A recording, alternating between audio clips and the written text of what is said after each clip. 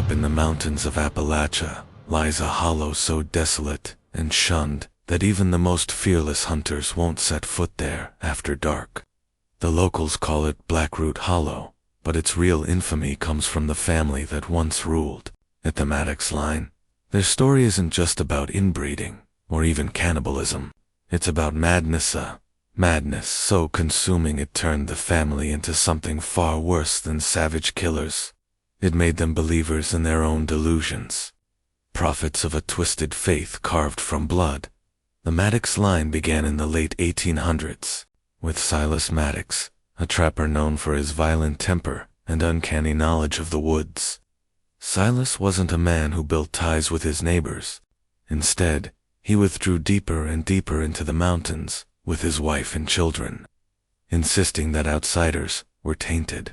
Over time, Silas's children intermarried, then their children did the same, creating a bloodline locked in isolation.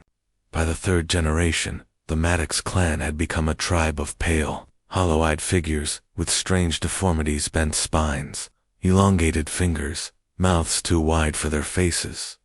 But it wasn't just their appearance that terrified those who glimpsed them, it was their behavior. Silas passed down a set of bizarre beliefs, claiming he had spoken with the hollow, a voice that rose from the earth itself. He taught his children that this voice demanded offerings, and those offerings had to be human. The Maddox clan became more than just killers. They became zealots. Every disappearance, every body mutilated in the woods, was, to them, a sacred ritual. The earliest recorded Maddox atrocity happened in 1894, when a group of loggers vanished near Blackroot Hollow. Weeks later, their bodies were discovered hanging upside down from trees, throats slit, their blood drained into wooden troughs carved crudely into the soil. Strange symbols were etched into their skin spirals, X's and jagged lines that no one could decipher. Locals whispered that Silas Maddox had been seen watching from the tree line, his eyes gleaming in the firelight of the mutilated grove. From then on, Blackroot Hollow was avoided. Families traveling the mountain roads would speed their wagons when passing the area, praying under their breath, desperate not to draw attention. Those who strayed too close often returned with wild tales, pale faces peering through branches, giggling children with sharpened teeth, or whispers in the night saying, "The hollow is hungry." By the early 1900s, the Maddox rituals had grown more elaborate. Survivors described gatherings where the family danced around bonfires, their bodies painted in blood, their voices chanting in a guttural tongue. Victims weren't just killed, they were displayed. Some were nailed to the sides of barns, arms outstretched in mockery of crucifixion. Others were carved open, their entrails arranged into spirals across the dirt. Always the same message: offerings to the hollow. It was during this period that the most infamous Maddox creation was discovered, the so-called Chamber of the Hollow. A group of hunters stumbled into an underground cellar near the Maddox homestead. Inside, they found walls covered in human skin, stitched together into patchwork sheets. Faces stared blankly from the walls, mouths sewn shut, eyes crudely gouged. At the center of the chamber sat a crude altar of stacked skulls, each one painted black with ash. The hunters fled in terror, and the cellar collapsed weeks later during a storm, burying the evidence beneath the earth. Lawmen occasionally tried to intervene, but the Maddoxes were nearly impossible to catch. They knew the woods too well, vanishing into caves and thickets whenever outsiders drew near. And worse, there were whispers that local authorities avoided Blackroot Hollow deliberately. Some claimed the Maddoxes bribed them with offerings. Others believed the clan's reputation alone was enough to keep lawmen at bay. No badge was worth becoming an offering to the hollow. But the most chilling part of the Maddox story wasn't what they did, it was what they believed. Silas had convinced his children that the hollow wasn't just a voice. It was a living presence beneath the soil, waiting to be awakened. Each offering, each display of violence, was a step toward feeding it, keeping it alive. Over time, The clan claimed to see the hollow physically manifest faces in the bark of trees, shapes writhing in the mist, glowing eyes staring from underground fissures. By the 1920s, the Maddoxes no longer killed quietly. They wanted to be seen. Their grotesque rituals were designed as warnings, messages left like signatures across the land. Locals found barns burned with strange symbols, churches desecrated with blood, and entire families slaughtered in their beds, their corpses arranged in geometric patterns no one understood. Every act was accompanied by a single phrase carved somewhere nearby: "The Hollow is hungry." For nearly 50 years, Blackroot Hollow was considered cursed ground, and the Maddox name became synonymous with madness. They weren't just cannibals, or inbreds, or killers. They were something else entirely.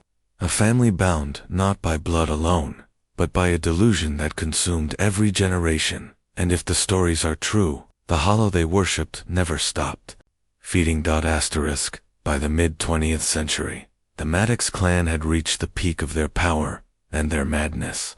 Blackroot Hollow had become a place so cursed that even nearby towns changed the old maps, omitting its name altogether.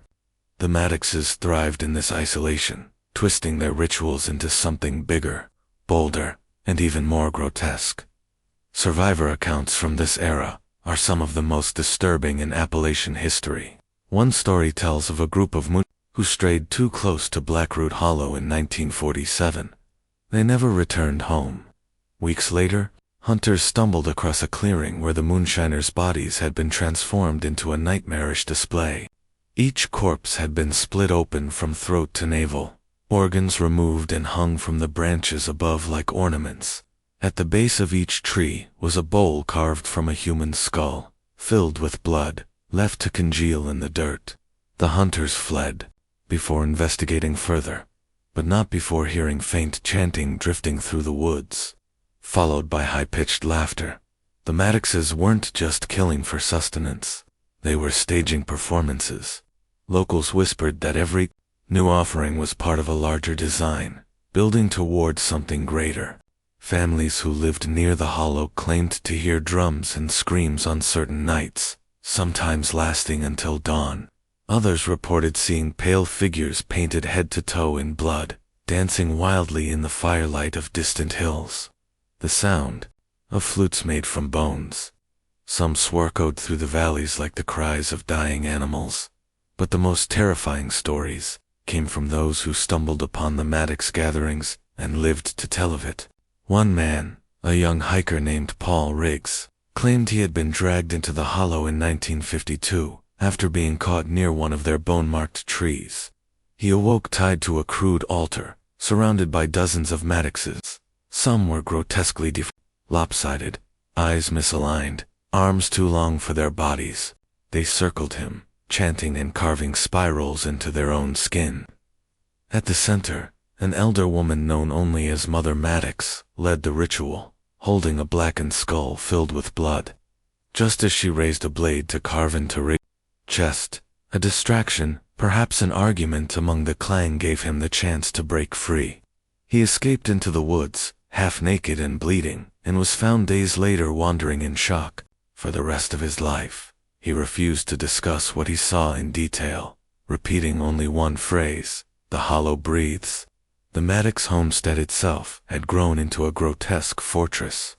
Reports describe structures made of scavenged timber, reinforced with bones, roofs draped in tanned human hides, and grotesque totems rising from the soil around the compound. Visitors claimed to hear whispers coming from these totems, as though the spirits of the sacrificed lingered within. Inside, survivors spoke of a central chamber where dozens of skulls were stacked in spirals, each painted with soot and blood. The Maddoxes treated this chamber as sacred ground, performing nightly rites to feed the hollow and keep it alive. By the 1960s, law enforcement could no longer ignore the rumors. A task force was sent to investigate the hollow after a rash of disappearances, including several children. What they found, or rather what they didn't find, only deepened the terror. The Maddox homestead was abandoned. Fires still smoldered in the hearth, Meals of raw meat sat half-eaten on crude tables, and the walls were smeared with spirals drawn in blood. In the cellar, investigators uncovered dozens of jars filled with preserved organs, each labeled with strange symbols. But there were no Maddoxes. Not a single living soul remained. Some claimed the family had fled deeper into the mountains. Others believed they had all been sacrificed in a final ritual to awaken the hollow. What terrified the investigators most, however, was the sound many of them reported hearing as they left the gulch, a deep, guttural breathing that seemed to rise from the ground itself, shaking the soil beneath their feet. From that moment, the legend of the Maddox Line shifted. They weren't just killers anymore. They were seen as conduits of something older, something beneath Appalachia that fed on blood and madness. Locals claimed the Maddoxes had never truly left. They could still be heard in the rustling of leaves, in the creak of trees at night, in the faint laughter carried on the wind. The hollow itself grew more hostile. Travelers who ventured too close described overwhelming nausea, headaches, and hallucinations, shapes in the fog, whispers in the dark, the sensation of hands brushing their skin. Some swore they saw figures darting between the trees, pale, grinning faces, teeth sharpened, eyes glowing faintly. And then, of course, there were the disappearances. Even after the Maddox compound was abandoned, people kept vanishing near Hollow, hikers, hunters, even curious thrill-seekers, searching for proof. Their gear would be found neatly arranged, sometimes stacked in spirals, but the people themselves were never recovered. The message was clear. The Maddoxes, or whatever they had become, were still collecting offerings for the hollow. By the end of the century, the Maddox Line had become less of a family legend and more of a ghost story, a warning whispered to keep outsiders away from cursed land. But those who studied the history, who pieced together every mutilation, every spiral, every missing person, saw something different. They saw a pattern, just as the Maddoxes did. A pattern that might mean their work was never finished. And if that's true, then Blackroot Hollow is still hungry. Asterisk, if the Maddox clan had truly vanished in the 1960s, then the horrors of Blackroot Hollow should have ended with them. But they didn't. In fact, some say the years after their disappearance were the most disturbing of Albi, 'cause what came next blurred the line between flesh, faith, and something far older than the clan itself. By the 1980s, urban explorers and amateur ghost hunters began sneaking into Blackroot Hollow, chasing the stories of the Maddox family. Few stayed long, and even fewer returned with their sanity intact. Some reported hearing laughter echoing through the trees, even though no one else was around. Others found small effigies hanging from branches, dolls crudely sewn from animal skin and hair, each marked with spirals. The most unsettling accounts came from those who entered the ruins of the Maddox homestead.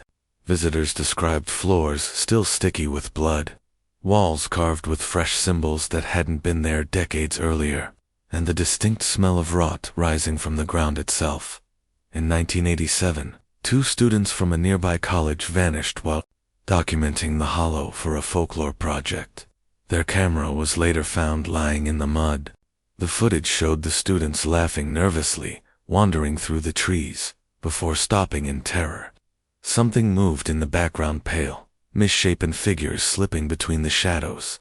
The final frames showed a crude spiral etched into a tree trunk, then the camera tumbling to the ground as the sound of screaming filled the woods. Neither of the students was ever seen again. Local law enforcement tried to dismiss these disappearances as accidents or animal attacks, but whispers persisted that the Maddox Line hadn't died out. Some believed splinter groups of the family had scattered into hidden hollows, still performing their rituals in secret. Others suggested something worse, that the Maddoxes had finally merged with the hollow itself, becoming creatures that no longer resembled humans at all. One story that chills even seasoned investigators came from a truck driver in the early 2000s. He claimed his rig broke down near the edge of Blackroot Hollow late one night. As he waited for help, he saw lights flickering in the tree torches, carried by a procession of figures. They moved in complete silence, their bodies long and twisted, faces hidden beneath crude masks stitched from flesh. At the center of the procession was something even worse. A towering figure covered in bones, its head crowned with a spiral of human arms. The trucker swore he watched them disappear into the forest, leaving behind only the faint sound of breathing deep and guttural, like the ground itself inhaling. He abandoned his truck and never returned. Today, Blackroot Hollow remains one of Appalachia's most forbidden places. Maps don't mark it, and locals refuse to give directions to anyone who asks. The few who venture close often report overwhelming dread, migraines, or the feeling of being watched. Some claim they've seen the Maddox symbols appear in new places, spirals, carved into rocks, animal carcasses arranged in ritualistic patterns, effigies dangling in the trees. The hollow isn't just haunted by the memory of the Maddox Line, it seems to still be active, still hungry. Folklorists and paranormal researchers who've studied the clan point out one disturbing detail.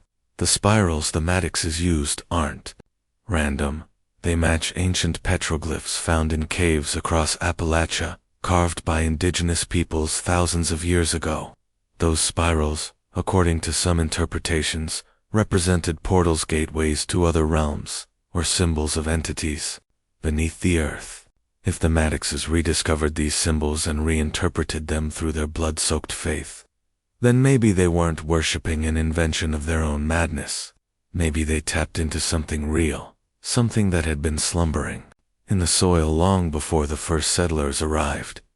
Skeptics dismiss these theories as folklore run wild. They argue the Maddoxes were nothing more than a family driven insane by isolation, inbreeding, and violence. But even skeptics can't explain the modern disappearances, or the symbols that keep appearing, or the reports of pale, twisted figures moving through the trees. Too many people have seen too much for it all to be coincidence. The most terrifying question isn't whether the Maddox Line still exists, it's what they may have become. If they merged with the hollow they worshipped, if their rituals truly awakened something beneath the mountains, then they are no longer bound by human flesh. They are something else entirely. Something that doesn't just feed on bodies, but on fear, memory, and the living essence of anyone foolish enough to wander too close. And so, the legend of the Maddoxes remains unfinished.